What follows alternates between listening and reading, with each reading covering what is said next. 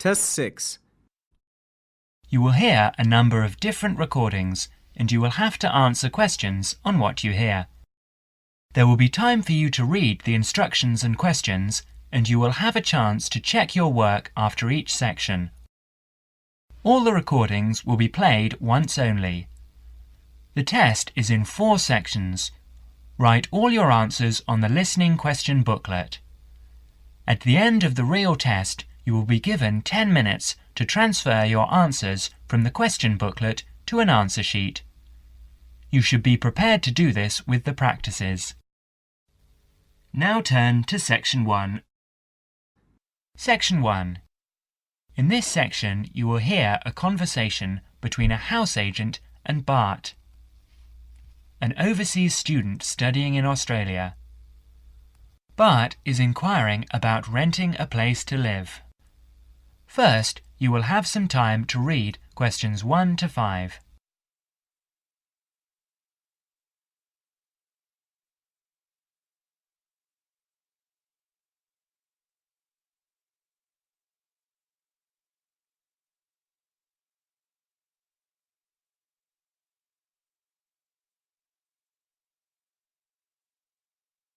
You will see that there is an example which has been done for you. On this occasion, only the conversation relating to this will be played first. Good morning. Good morning. I'm looking for a place to rent near the university. What are you after? A house, a flat, a room? Well, preferably a house if that's possible. There are 3 of us looking for accommodation altogether. We thought we might share if we could find something suitable. Bart wants to rent a house, so the letter A, a house, is circled. Now we shall begin. You should answer questions as you listen because you will not hear the recording a second time.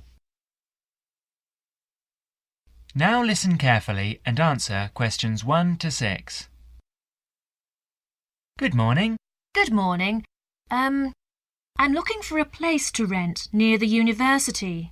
What are you after? A house, a flat, a room? Well, preferably a house, if that's possible.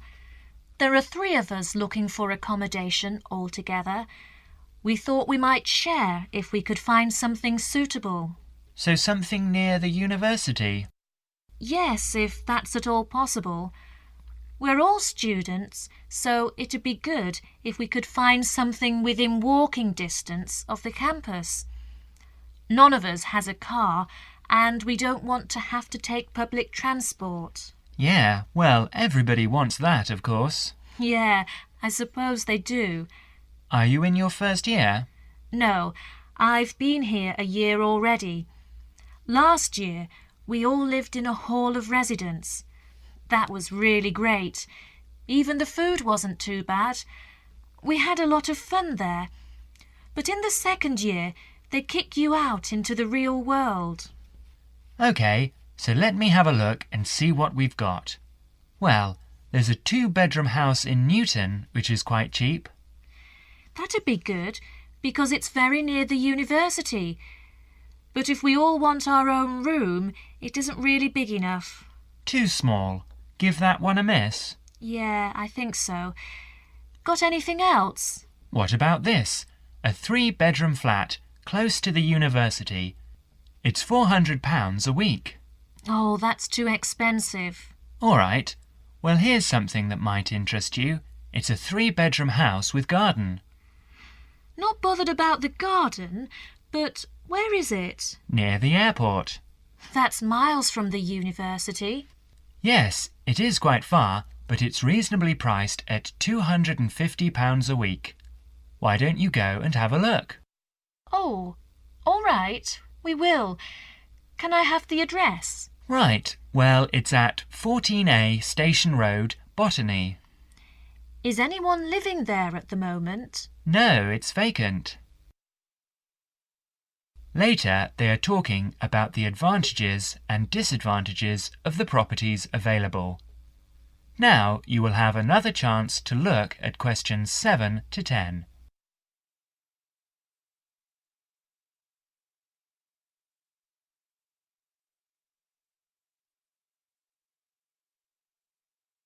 As the conversation continues, answer questions 7 to 10.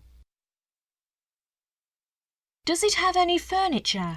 Well, it says here that it's well furnished. What does that mean exactly? Well, there's a kitchen table and chairs, 2 single beds, a double bed, 2 wardrobes, a kitchen cooker and a washing machine. Not bad, really, for the money. Is there a fridge? It doesn't mention it here. I can let you have the key and you can pop round and see for yourself. Right, thanks. We'll do that. Hello, you're back. How did you find the house? Well, not bad. It's certainly large enough, and there's quite a big garden. But it's completely overgrown.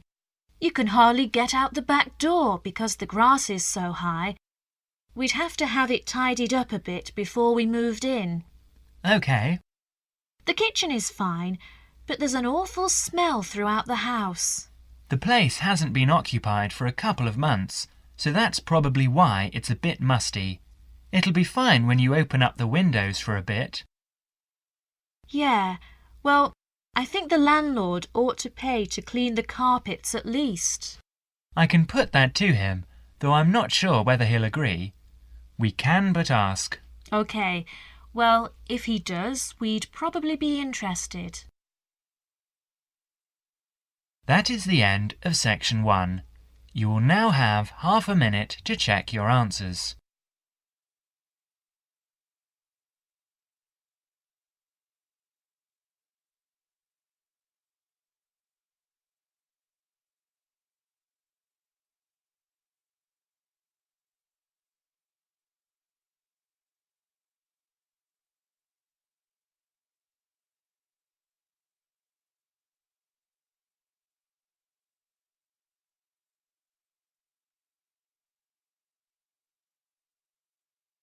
Now turn to section 2.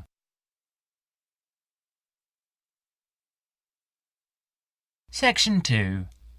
You will hear a recorded message giving information about an English hotel. First, you will have some time to look at questions 11 to 15.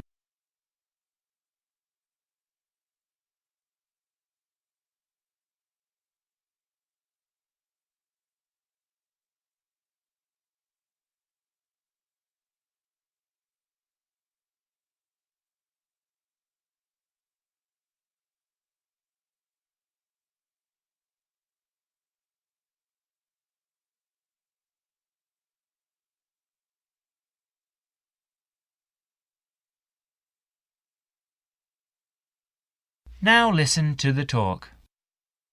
Welcome to the Bridge Hotel information line. The Bridge Hotel is part of a compact group, which is a large association of family-owned hotels offering a warm, friendly atmosphere and high-quality service at competitive prices. All of them cater for a wide range of people, from business to leisure clients. Set in a quiet residential area on the attractive outskirts of Belford, about 3 miles from the city centre, the Bridge Hotel is a popular choice for conferences. After recent refurbishment and expansion, it now has 25 double rooms and 20 singles. All 45 are en suite with TV and coffee and tea making facilities. The Bridge Hotel is set in 3.5 acres of grounds, with an open-air swimming pool and 4 tennis courts.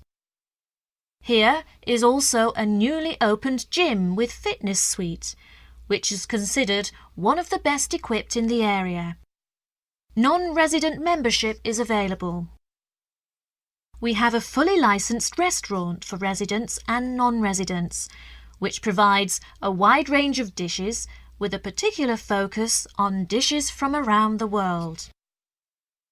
For the discerning business customers, we have designated business rooms with phone links allowing full internet access. Our conference facilities cater for up to 200 delegates, and we are able to offer transport to guests to and from Birmingham Airport at a small extra cost. Before the recording continues to explain short break packages, you will have another chance to look at questions 16 to 20.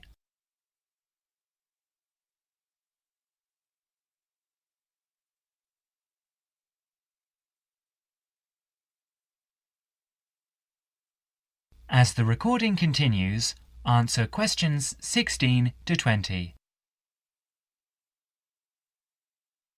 There now follows information about short break packages. Welcome to the Bridge Hotel Short Breaks information line. We offer 3 packages: 2-day, 3-day and 5-day. The 2-day break costs £75 per person per night and includes full cooked breakfast and evening entertainment. Very popular for weekend getaways. The 3-day break costs £60 per person per night and in addition to offers for the 2-day break includes 1 4-course dinner. This allows guests to enjoy the full range of hotel facilities. The 5-day break costs £52 per person per night and, in addition to offers from the 2- and 3-day breaks, includes free beauty therapy on 2 days and a full-day pass to the golf club. This package is particularly popular for couples who want a completely relaxing break. If you would like more information about these special packages, call extension 3469 to speak to our customer service manager, John Martin. Thank you for calling the Bridge Hotel information line. That is the end of section 2. You will now have half a minute to check your answers.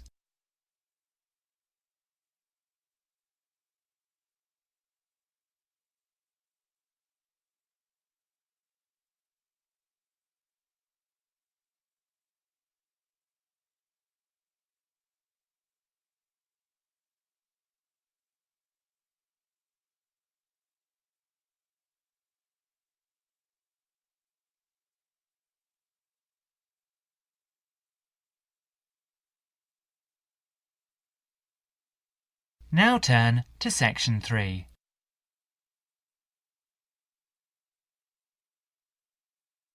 Section 3. You will hear 3 students talking about their study programs.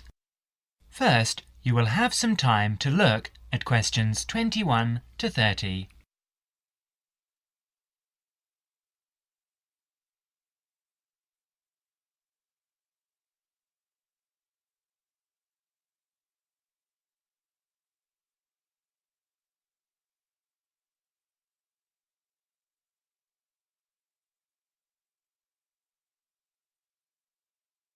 Now listen to the conversation carefully and answer questions 21 to 23.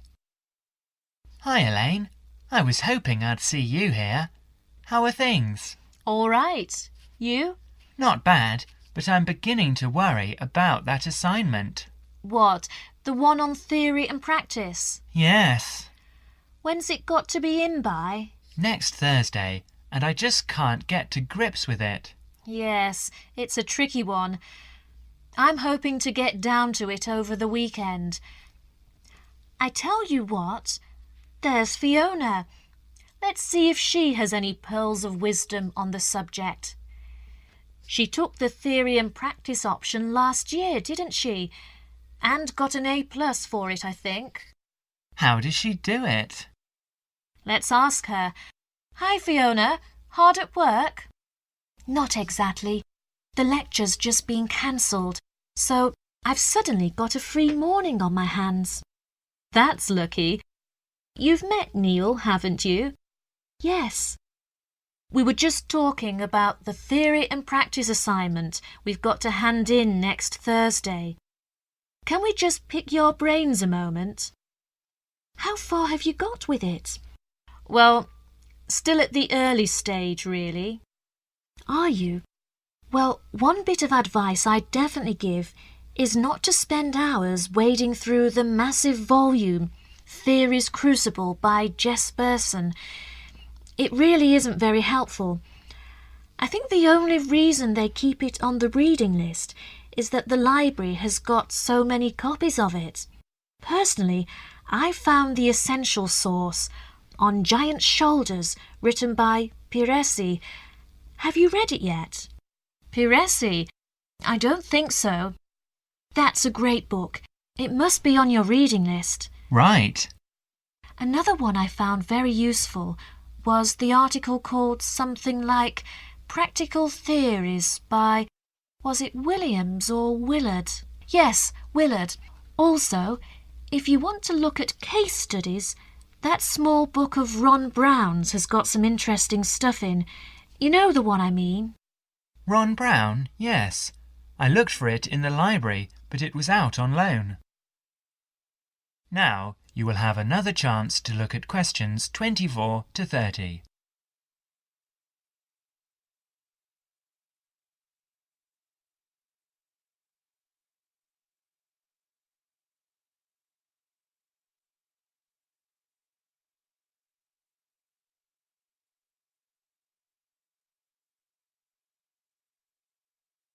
As the conversation continues, answer questions 24 to 30.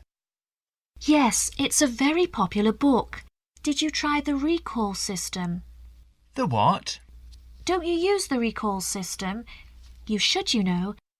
You just have to take a pink slip from any of the librarian's desks, fill the details of the book in, put your departmental address on the back, your departmental address, not your home address, and hand the slip in at the information desk. Then check the mail in your department twice a day, say 10 in the morning and 3 in the afternoon, for a slip telling you the book is ready to collect. Last week I recalled a book at lunchtime and got the slip telling me it was ready just 4 hours later. That was exceptional. It usually takes 3 days. I didn't know you could do that. Is it expensive? No, there's a normal charge, 25 pence a book, I think. It's well worth it if you're preparing for an assignment. Are you going to be working together on it? I'm not sure. I would if I were you. You get so much more out of the assignment that way. But surely the tutors would notice that our essays were the same. No, I'm certainly not suggesting you should actually write the thing together. I'm talking about when you first start on a big assignment. I think it's a good idea to find 2 or 3 others on the course who live near you and divide up the reading load between you. Then you can meet up again a few days later and take it in turns to summarise your reading for each other.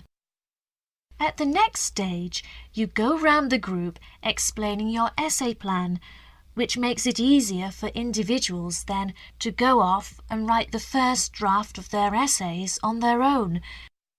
Later on, you usually exchange drafts and give feedback in the group before finally writing your essays individually.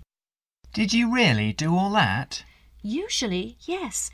It makes the whole thing much easier and more enjoyable. Right. Well, I think I need another coffee before getting started. Can I get you one? Yes, why not? That is the end of section 3. You will now have half a minute to check your answers.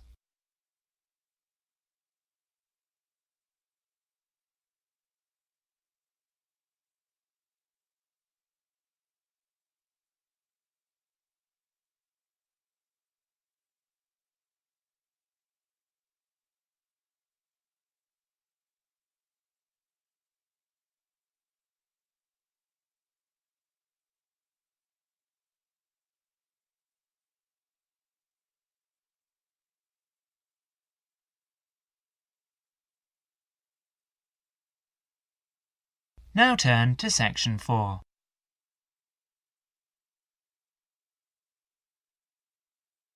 Section 4. In this section, you will hear a talk given by Don Parker, an expert on computer security, about computer criminals.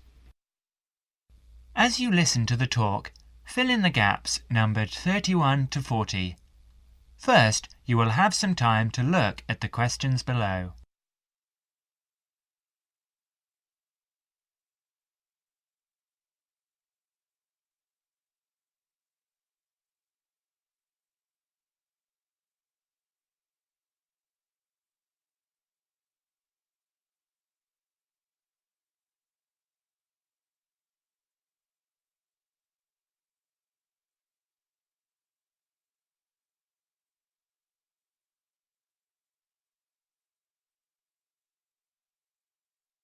Now listen to the talk. Hi there. As an expert on computer security, my job is to oversee and analyze the phenomenon in computer users. Computers have been commonplace in our daily life, making our life and work efficient and lively. However, with the development of computer technology, computer crime has started to attract more people's attention. Now, in respect of this topic, I will present some of my views and studies. What kind of people are perpetrating most of the information technology crimes? According to my research, over 80% may be employees. The rest are outside users, hackers and crackers, and professional criminals. It is amazing that the employees account for this large proportion. Let us see them in detail. Employees. Employees are those with the skills, the knowledge and the access to do bad things. Dishonest or disgruntled employees pose a far greater problem than most people have realized. To most supervisors and some experts, they worry that dishonest employees or outsiders can more easily intercept communications or steal companies' trade secrets. Workers may use information technology for personal profit or steal hardware or information to sell. They may also use it to seek revenge for real or imagined wrongs, such as being passed over for promotion. Sometimes they may use the technology simply to demonstrate to themselves that they have power over people. This may have been the case with a Georgia Printing Company employee convicted of sabotaging the firm's computer system. As files mysteriously disappeared and the system randomly crashed, other workers became so frustrated and enraged that they quit. Outside users. Outside users are companies' suppliers and clients. They may also gain access to a company's information technology and use it to commit crimes. With both, this becomes more a possibility as electronic connections such as electronic data interchange systems become commonplace. Hackers and crackers. What are hackers? Hackers are people who gain unauthorized access to computer or telecommunication systems for the challenge or even the principle of it. Crackers also gain unauthorized access to information technology, but do so for malicious purposes. Crackers attempt to break into computers and deliberately obtain information for financial gain, to shut down hardware, pirate software, or destroy data. The tolerance for hackers as the benign explorer has decreased. Most communication systems administrators view any kind of unauthorized access as a threat, and they pursue the offenders vigorously. And educators also try to point out to students that universities cannot provide an education for everybody if hacking continues. Professional criminals.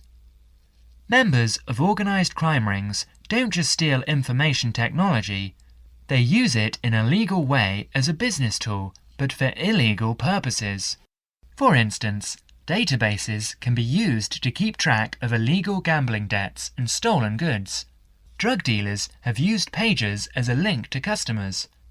Microcomputers, scanners and printers can be used to forge checks, immigration papers, passports and driver's licenses. Telecommunications can be used to transfer funds illegally.